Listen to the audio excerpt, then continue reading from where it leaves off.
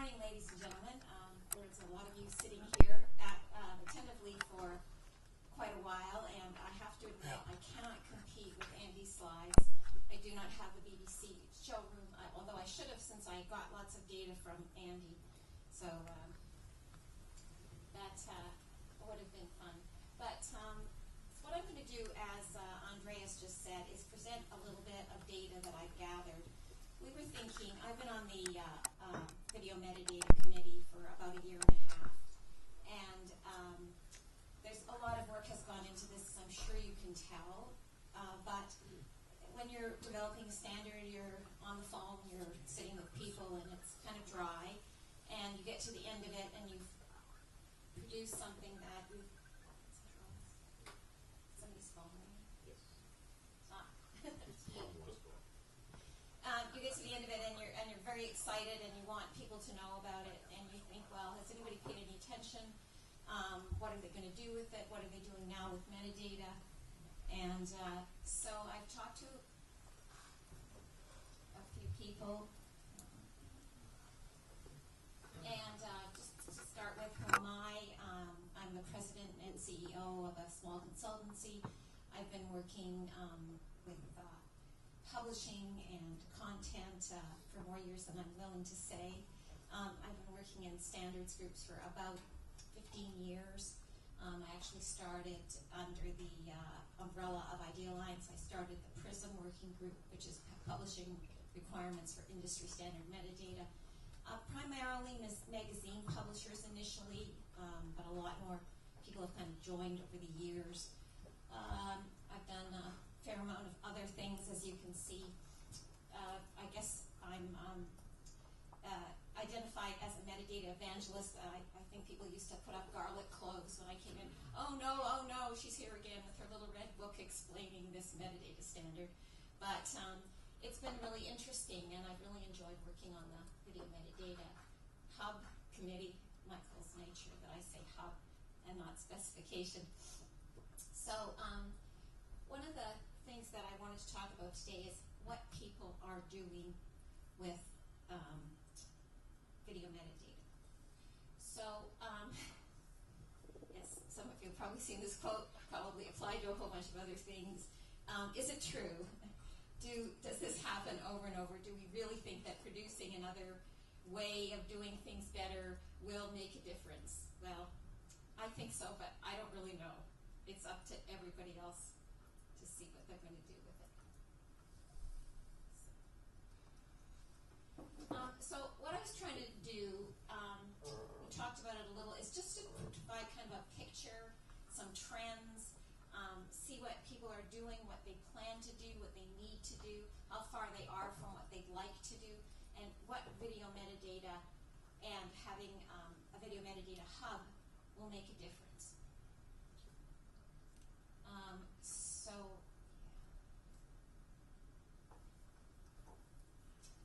So the people I talked to, altogether I talked to 13 people. That breakdown was mostly news agencies, a couple of broadcasters. Some of the news agencies are also broadcasters. I talked to a couple of video metadata standards, one of whom is with us today, so you have to help out, Rebecca, if I say anything that's not what you said. Video services providers, so videographers, freelancers who do take the video and make it into something else.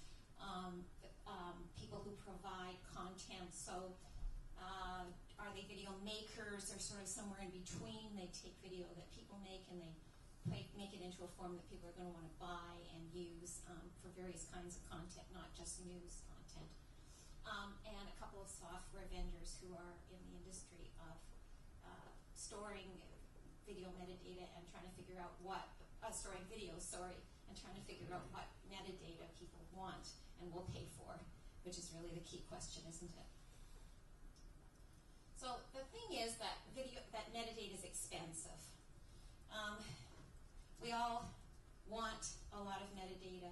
We want to have access to a lot of metadata. We want it to be done accurately and carefully and lovingly, and we want, everything about what we've got, but it costs money, and that's really what this all comes down to. How much are you going to get for what you can afford and for the amount of time you have to do it? So that's a key issue when it comes to news. So I kind of thought that originally that there would be a group of people who did content creation mostly and sold the content or licensed it. But everyone I talk to does some combination of these things. Everybody does creation, some kind of, they acquire content from other people, a variety of sort of store thing and from websites and from feeds and just basic licensing deals, partner deals. And then everybody distributes the content to multiple channels. Not everyone distributes it the same way. So there's a huge variety, even in the small number of people that I talk to, of how they distribute the content.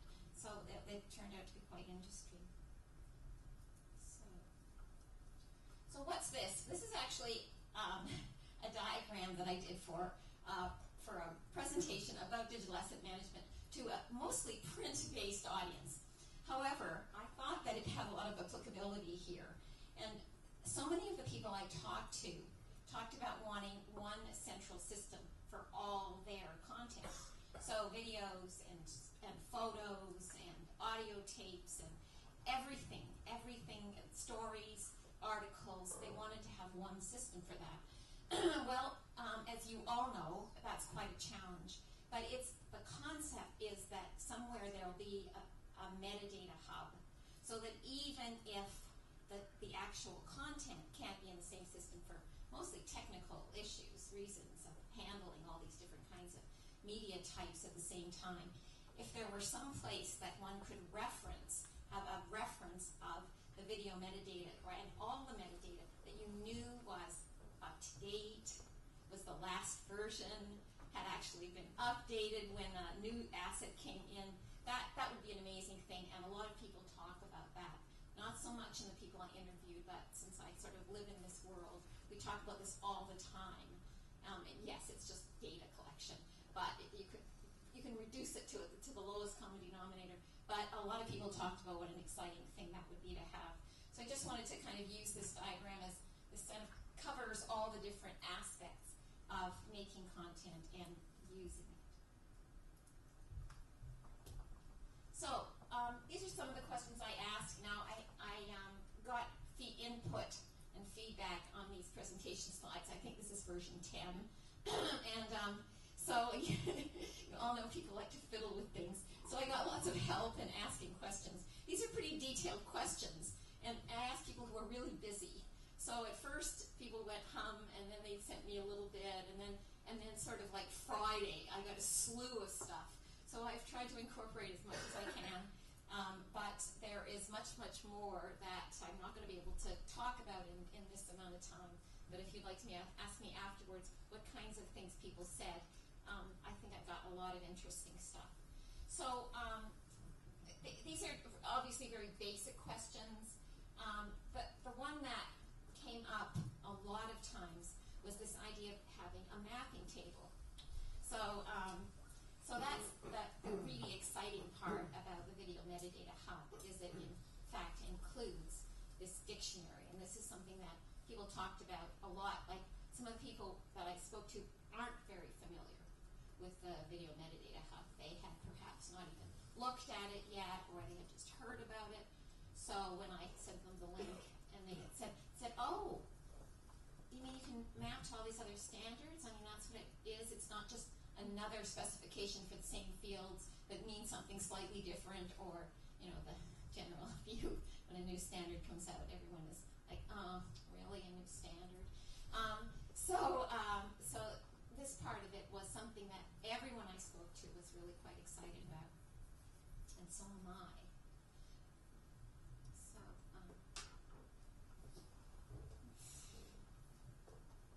So looking at the first part of it, which was very similar, and everybody sort of said the same thing when it comes to the supply chain.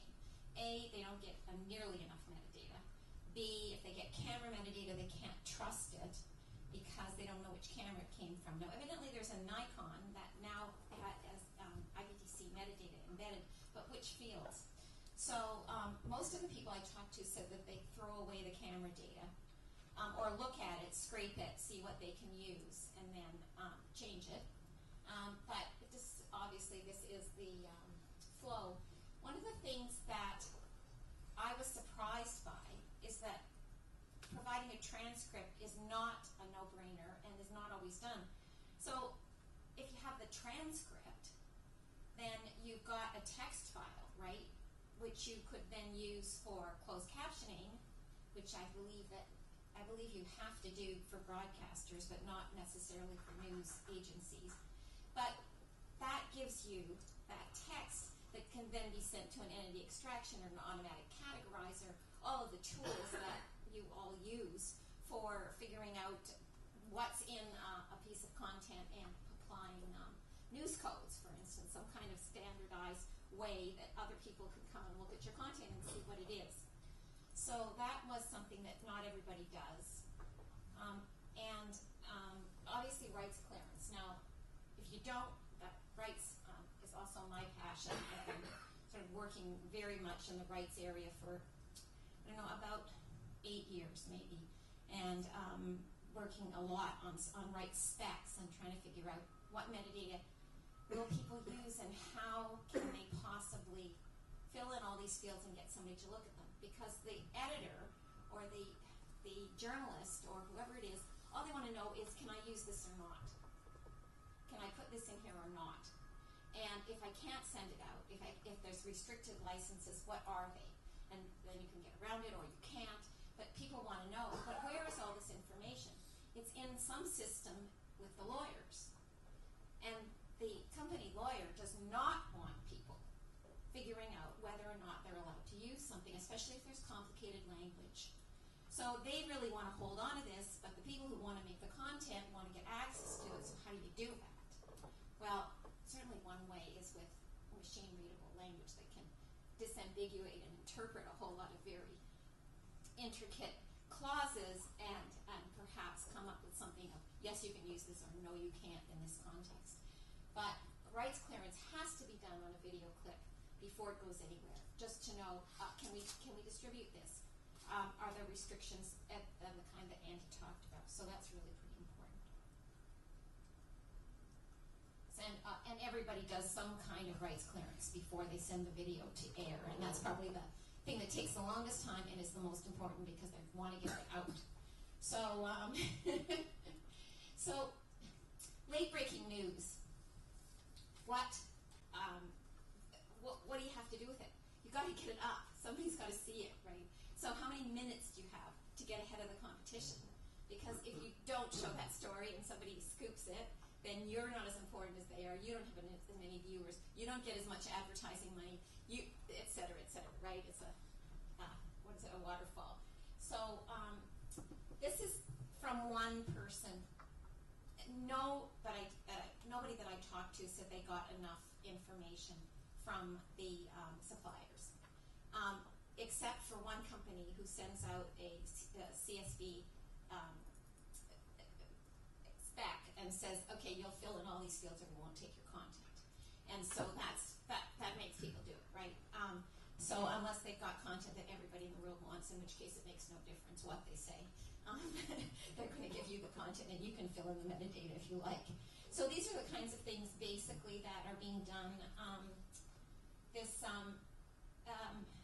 Although there are a lot of different fields in the new video metadata hub technical fields because people said they wanted them, and I sat on those phone calls and at least one person said, yeah, we use that field, and somebody else said, yeah, we use that field. So they were all included, but this is sort of the basic that people are using, just 4 fields, maybe 6, I'll show you another one.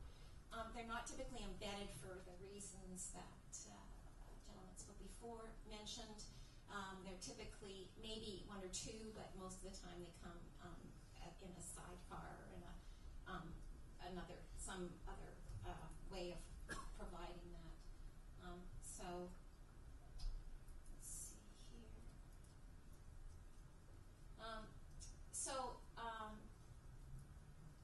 These are the questions that we asked, that I asked, and I think I talked about this before. Yeah. So that the difference between what people ask from their their customers is really different. And what I thought was kind of ironic is that in some cases, the suppliers, the customers, are also suppliers and vice versa. So there's this big discrepancy between what people get, and yet they got that metadata, and they're supplying it when they are licensing or selling content, especially through feeds where they've got agreements and they have to provide a certain amount of metadata, so that the customer can in fact use it right away or put it into a system and send it out through the company. So that was different, and most of the very little metadata comes in from the videographer or the photojournalist. The video journalist. Most of it is added by somebody inside who's also often called an archivist or a metadata specialist or something like that, and they put this metadata in. But the real issue is how much metadata can they put before they get that, before they have to put the video up. And that's going to depend on whether it's late-breaking news or whether it's for a photojournalist, a video journalist kind of piece, where it's interviews, or it's a longer piece, or it's going to be combined with a bunch of other content. So there are so many variables, you can't say anything for sure. But a really big question was what kinds of systems, what's the technology? And that what came up, everybody wanted to talk about that and wanted to know about what other people were doing in terms of systems. So MAM, Media Asset Management System, this used to be sort of scorned in the field. I spent a lot of time with digital asset management and worked for a digital asset management vendor for a couple of years not very long ago.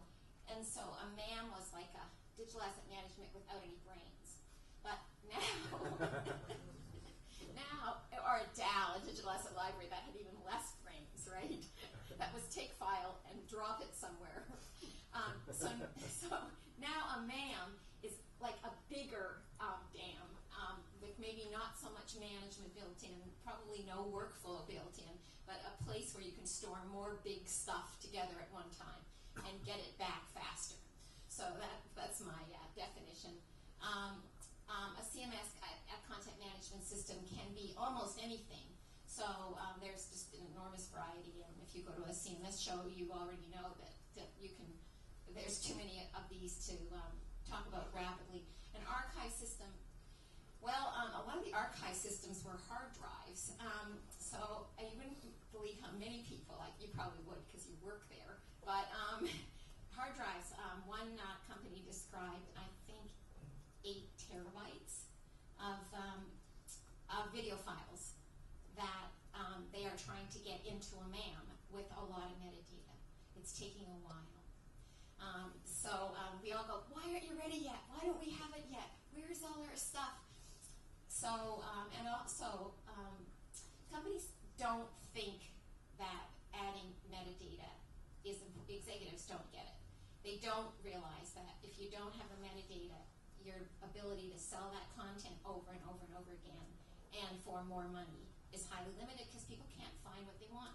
If they can get that snapshot in a second, they're going to buy yours instead of somebody else's. But if they can't. So you all know how important it is, but I'm constantly puzzled by the gap between the executives who say we have to make more money and spend less time and investing in systems that will make more money and take less time. If anybody can explain that to me, I'd be really happy. So, okay. So, what do people say? It varied a huge amount. Some companies that I talk to have a lot of automated systems. They scrape the files that come in. They have auto tools that are going through and pulling all the different fields and the values in those fields and automatically putting them somewhere. Nobody is where they'd like to be, but this is just from one of the companies I talked to, and they're pulling quite a lot of information with automatic tools. And then other companies I spoke to are adding a lot of, are actually sending even a 2-sentence storyline, for instance, using very sophisticated entity extraction and auto-categorizing tools with it so that they're getting really sophisticated metadata even though they don't have a huge amount of content to work with. So if they had a transcript, that would be good. But even with this, they're getting a lot of content. And there was, people were reluctant to talk to me about exactly which tools because they don't want that revealed. So I in fact am not able to reveal to you whom I spoke to because they've asked to give me this information confidentially. But some of you can probably guess who it is, especially if you see your own stuff there. But so I thought that was interesting and was pleased that at least somebody is actually capturing this amount of technical information for the people that need it, and also a fair amount of basic metadata. Again, of course, the area of rights restrictions is complex, multi-layered, and not yet figured out. But I'd love to talk about rights management if anybody is going to invest in it, because it's a fascinating field and doable. I do believe that. But you need a lot of API interaction with your main legal systems and where those contracts are being held. So one of the questions we asked everybody is, do you have a dictionary table to normalize your metadata? So what everybody I talked to said that they do is they have mapping tables, sometimes hundreds of mapping tables. So every supplier sends in content with different metadata. That metadata is usually mapped to an internal metadata standard, not necessarily an industry standard. And then it's mapped out to what the customer wants on the other side. So I haven't added up the hours that are spent doing mapping, but as far as I can tell, a huge amount of a single person's time is taken up just running those tests, right? Did it run properly? Did we get the right fields? I've written mapping tables. It's really not exciting. And it takes ages, to see whether or not it works, and then you get it right, and then they send you something different. So if you had a data dictionary, it would probably help a lot, and it's going to be very interesting to see what people do with the new video metadata. How do they use it for their mapping tables? Can they program it in? And does it save a lot of time and money? How many people in this room deal with mapping tables at some point or another in their week? Not that many. A lot of people. They're fun, aren't they?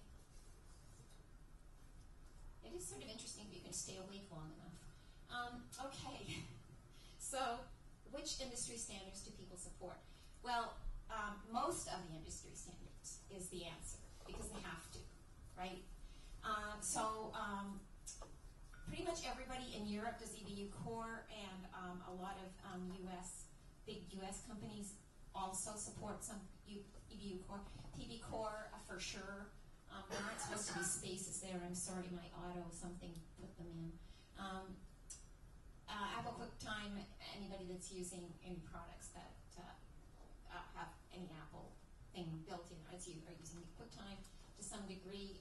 Some SMPTE, some MPEG, mostly company proprietary, and then mapping out to these standards going out.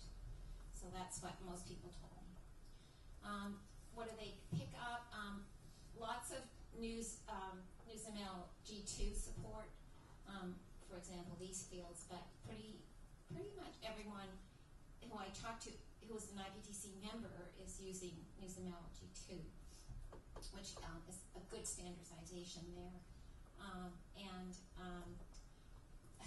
A fair amount of IPTC photo metadata. Very few people are using the video metadata yet, but then the hub just has been released. So if we take this survey in 6 months or a year, we should have a lot more uptake, especially on the data dictionary aspects. Okay, so which categories? I guess pretty much all the categories are represented. There's no preponderance for which category. I didn't get anybody saying. Everybody's saying we use X, Y, Z. Everybody has some rights metadata. They have to. but it really varied from 1 or 2 fields, a copyright notice or a credit line, to fairly sophisticated rights information. So the biggest issue that people talked about was this difficulty balancing between getting the news on air and putting metadata in. So in a lot of cases, the clip goes on the air on a website right away with practically no metadata, and then afterwards that metadata is added before it's put in a MAM or an archive or somewhere else. This is certainly what people want. It seems to be the desired workflow. But the trick is, right, is to have that time after it's done. It's like, oh, let's get it up, and then you get it there, and it's done, and it's available for licensing, and then it's like, oh, yeah, I guess we should put some more metadata in it so somebody else can use it. But if you think of the amount of value and dollars, well, sorry, euros, associated with this content to be reused, to be relicensed, to be recombined, I mean, the options are I can't even imagine how many different ways content can be used in the future with the amount of demand there is and all these open channels. So, okay, everybody talked about needing more automated processes, and everybody complained that there isn't enough metadata in archive clips to be able to find exactly what they want very fast. So these were pretty common complaints. The lack of rights metadata. So yesterday I said that surprised me. I think I didn't mean that it surprised me that it was a problem for everyone, but it surprises me that everybody complains about it and practically nobody does anything about it. So having tried to convince a lot of people that they really need somebody to help them figure out what they want to do for a standard in their company, and then how to make it work automatically with some tools,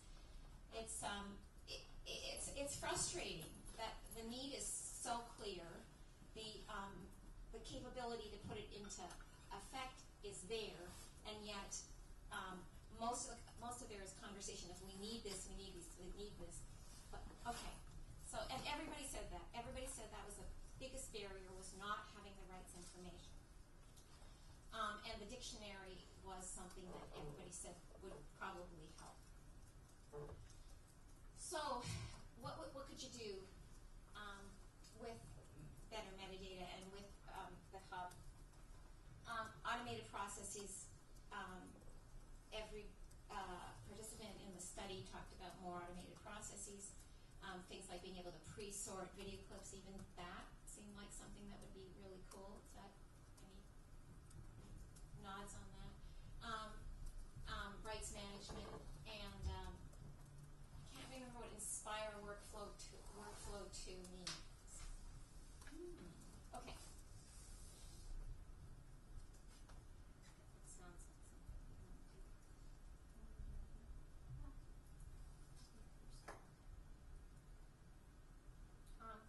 So, next steps and goals. This was something that we wanted to get some information on, to see whether people who acknowledge that there are challenges and that they'd like to overcome them were going to actually do anything with that imperative. So there was some good information. Some companies are actively creating new systems to automate metadata extraction and exchange and mapping. A number of companies said they were revamping their complete sort of DAM-MAM archives, CMS interaction, and that sounded very exciting. Some people are just basically trying to figure out what they need to do.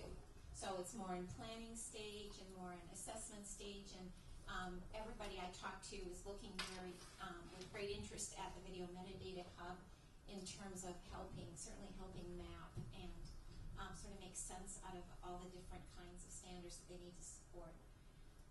Will adoption of the Video Metadata Hub make a difference?